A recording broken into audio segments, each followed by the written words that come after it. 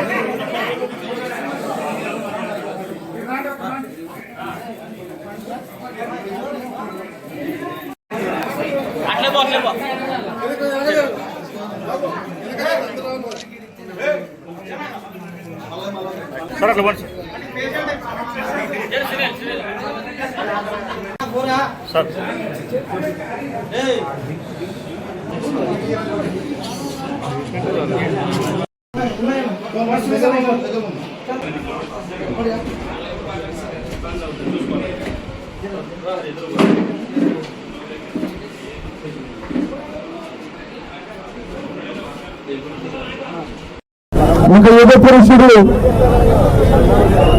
నందమూరి తారక రామారావు అయితే ఆ యుగ పురుషుడికి వారసుడిగా ఒక విజనరీ ఉన్నటువంటి ఒక గొప్ప దార్శనికతతో కూడుకున్న నాయకత్వాన్ని ఇచ్చే వ్యక్తిగా మా జాతీయ అధ్యక్షులు ముఖ్యమంత్రి గారు నారా చంద్రబాబు నాయుడు గారు ఈరోజు 75 వసంతాలు పూర్తి చేసుకున్నందుకు మా ఎమ్మిగనూరు నియోజకవర్గం తరఫున వారికి ప్రత్యేకంగా జన్మదిన శుభాకాంక్షలు తెలియజేస్తున్నాను. ఈరోజు ఇక్కడికి వస్తే రాజకీయ చరిత్రలో బ్రహ్మాండమైన పట్టున్నటువంటి నాయకుడిగా, చక్రం తిప్పే సత్తా ఉన్న నాయకుడిగా, 40 ఏళ్ల చరిత్రలో ఇటు సీనియర్ నాయకుడిగా, ముఖ్యమంత్రిగా, ప్రతిపక్ష నాయకుడిగా అద్భుతమైనటువంటి సంక్షేమాన్ని, అభివృద్ధిని రాష్ట్ర ప్రజలకు అందించే వ్యక్తిగా, ప్రపంచ దేశాల్లోనే తెలుగువాడి యొక్క వాడిని, వేడిని, గౌరవాన్ని పెంచిన వ్యక్తిగా నారా చంద్రబాబు నాయుడు గారు చరిత్రలో నిలబడేటువంటి వ్యక్తి. ఈరోజు ఇక్కడికి వచ్చినప్పుడు మీరు చూస్తే రాయలసీమలో పుట్టినటువంటి నారా చంద్రబాబు నాయుడు గారు నిజమైన రాయలసీమ బిడ్డగా మా ప్రాంతానికి సంబంధించినటువంటి ఇటు పట్టిసీమ కావచ్చు, సాగునీరు కావచ్చు, సర్వతోముఖాభివృద్ధికి, రాష్ట్ర అభివృద్ధికి మూలమైనటువంటి పోలవరాన్ని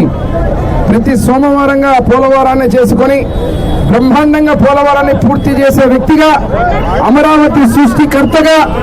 రాష్ట్ర అభివృద్ధిని ముఖ్యంగా మా పశ్చిమ ప్రాంత కర్నూలుకు రానున్న రోజుల్లో సాగు త్రాగునీరు ఇచ్చేటువంటి ఏకైక వ్యక్తిగా మేమందరం ఆరాధ్య దైవంగా కొలిచేటువంటి నారా చంద్రబాబు నాయుడు గారి యొక్క పుట్టినరోజు సందర్భంగా ఈరోజు వారికి నిండు ఆయురారోగ్యాలతో పాటు భగవంతుడు నీలకంఠేశ్వర స్వామి, ఆ యొక్క అల్లా యేసు ప్రభు ప్రతి ఒక్క మతానికి సంబంధించిన దైవం నుంచి వారికి నిండు ఆయురారోగ్యాలతో ఆశీర్వదించి ఈ రాష్ట్ర అభివృద్ధిని, ముఖ్యంగా మా ఎమ్మిగనూరు నియోజక అభివృద్ధిలో వారి ఆశీర్వాదం ఉండే విధంగా కోరుకుంటూ మరొక్కసారి ఇక్కడ ఈ ప్రాంతం మా ఎమ్మిగనూరు నియోజకవర్గం నుంచి మా అధినేతకు ప్రతి ఒక్కరం తెలుగుదేశం పార్టీలో ఉండే ప్రతి కార్యకర్త, మహిళలు, యువత,